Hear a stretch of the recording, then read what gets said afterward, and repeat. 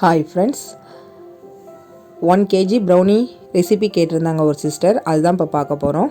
ஒரு பாத்திரத்தில் வெந்நீர் வச்சுக்கோங்க. அது மேலே ஈரமில்லாத ஒரு பவுல் வச்சு அதில் dark cocoa chocolate 400 gram, unsalted butter 220 gram.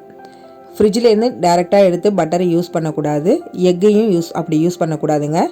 முன்னாடியே எடுத்து ரூம் டெம்பரேச்சர் வந்ததுக்கு அப்புறம் தான் நம்ம யூஸ் பண்ணணும். அதே மாதிரி பாத்திரத்தில் இருக்க ஆவி வெளியில் போகக்கூடாது. வெந்நீரில் இருக்க ஆவி ஒரு நைஃபோ ஸ்போக்கோ வச்சு இதை மாதிரி கிளறி விட்டுக்கிட்டே இருந்தீங்கன்னா சீக்கிரமாக அது மெல்ட் ஆகிடுங்க.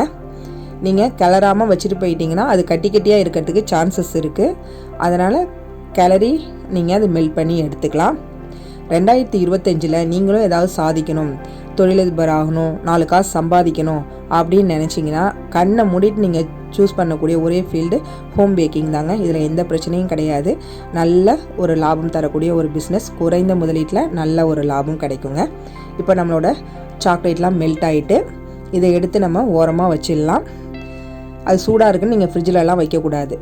ஈரம் இல்லாத ஒரு பவுல் எடுத்துக்கோங்க. அதில் ஜீனி 150 கிராம், ப்ரௌன் சுகர் நாட்டு சர்க்கரை 150 கிராம் எடுத்துக்கோங்க. 1 கிலோ ப்ரௌனிக்கு 4 முட்டை அளவுங்க. அந்த 4 முட்டையை உடச்சி சேர்த்துட்றேன். இது கரெக்டாக 1 கிலோ இருக்குமானா இல்லைங்க, இது ஒரு 1.25 கிலோ 1.300 அப்படி கிடைக்குங்க.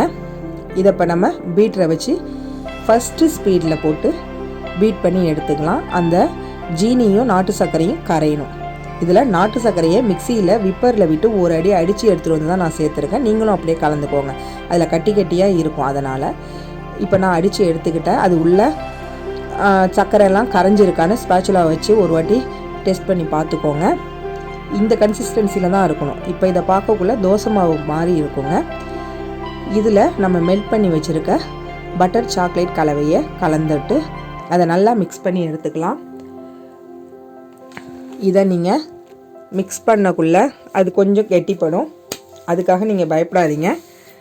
முதல்ல தோசை மாவு பதத்தில் இருந்தது இல்லைங்களா, இப்போ இது இட்லி மாவு பதத்துக்கு வரும். நான் ஒரு சின்ன எக்ஸாம்பிளுக்கு தான் தோசை மாவு இட்லி மாவுலாம் சொல்லியிருக்கேன் ஃப்ரெண்ட்ஸ்.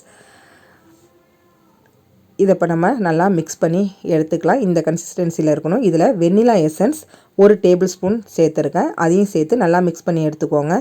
நம்மளோட ப்ரௌனி ஃபேட் எப்படி இருக்குது பாருங்களேன். சூப்பராக நல்லா ஜொலிப்பாக ஷைனிங்காக தெரியுது பாருங்கள். ஆமாம் ஃப்ரெண்ட்ஸ், இது மேலே ஒரு ஜல்லடை வச்சுக்கோங்க. நான் சின்னதாக வச்சுட்டேங்க, இது பத்தாது, நீங்கள் கொஞ்சம் பெருசாக வச்சுக்கோங்க. அதில் 180 கிராம் மைதா, 60 கிராம் கொக்கோ பவுட்ரு இதை போட்டு ஜலிச்சு எடுத்துக்கோங்க ஃப்ரெண்ட்ஸ். எந்த ஒரு ரெசிபிக்கும் கேக் ரெசிபிக்கு நம்ம மாவெல்லாம் சலிச்சு தாங்க சேர்க்கணும். இதை நான் இப்போ சலித்து அதில் மிக்ஸ் பண்ணிடுறேன்.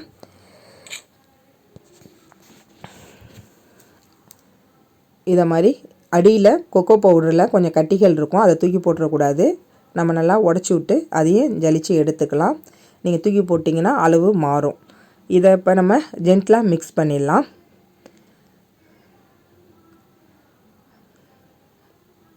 பொறுமையாக நல்லா அடிக்கான, ஆனால் எல்லாமே மிக்ஸ் ஆகிருக்கணும். ஜென்டலாக ஸ்மூத்தாக கரெக்டாக மிக்ஸ் பண்ணிக்கோங்க. இந்த அளவுக்கு இருக்குது பாருங்கள். பேட்டரி எவ்வளோ சூப்பராக இருக்குது பாருங்கள். இதை நான் இப்போ 1 கிலோ ப்ரௌனி ட்ரேயில் தான் ஆயில் ஸ்ப்ரெட் பண்ணி பட்டர் ஷீட் போட்டு வச்சுருக்கேன். பட்டர் ஷீட் எப்படி கட் பண்ணுறதுங்கிற வீடியோ நான் அப்லோட் பண்ணியிருக்கேன், நம்ம சேனலில் இருக்குது. உங்களுக்கு தேவைப்பட்டால் அதை போய் பாருங்கள். இதில் ஒயிட் சாக்லேட்டும் மில்க் சாக்லேட்டும் கஸ்டமர் கேட்டிருந்தாங்க. அதை தான் சின்ன சின்ன பீசஸாக கட் பண்ணி மேலே போட்டிருக்கேன் ஃப்ரெண்ட்ஸ். இதை நம்ம 10 நிமிஷம் 175 டிகிரி ப்ரீஹீட் பண்ண அவனில் பேக் பண்ணி எடுத்துகிட்டு வந்துடலாம். 30 நிமிஷத்துக்கு 175 டிகிரியில் பேக் பண்ணி எடுத்துப்போம்.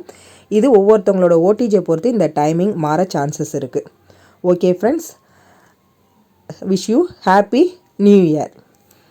நீங்களும் சாதிக்க என்னுடைய வாழ்த்துக்கள். நம்மளோட ப்ரௌனி சூப்பராக ரெடி ஆகிட்டு எப்படி இருந்ததுன்னு நீங்கள் கமெண்ட்டில் சொல்லுங்கள். தேங்க்ஸ் ஃபார் வாட்சிங்.